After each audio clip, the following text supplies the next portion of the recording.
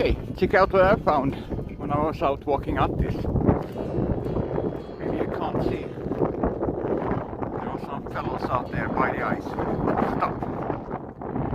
Try to zoom in here.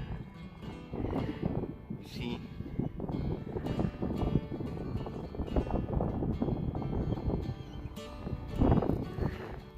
Come on, this.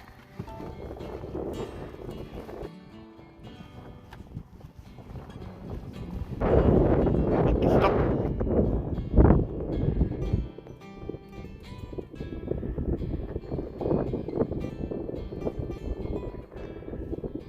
They are practicing ice rescue, I think. Attis went crazy the first time when he saw somebody like fall down in the ice. Hur Attis, ser du?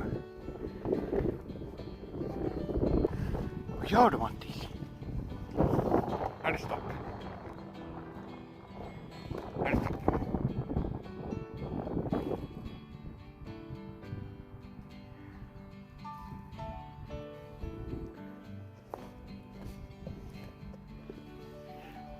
Kom, vi måste gå på sidan för att få bättre vinkel.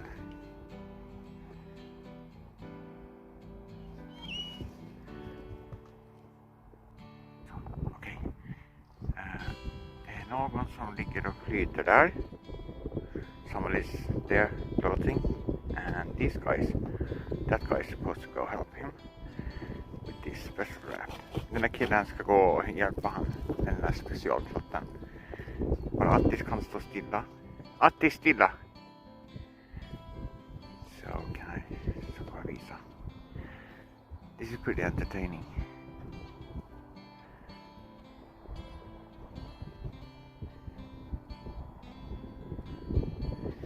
Attis, sluta! Du får vänta. Här, godis. Här, godis.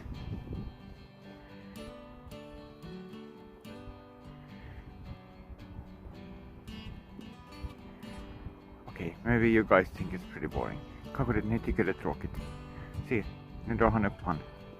Drar upp dem båda två ifall de går ner i vaken. Det är det de tränar på. Det är åtminstone polisen som är här.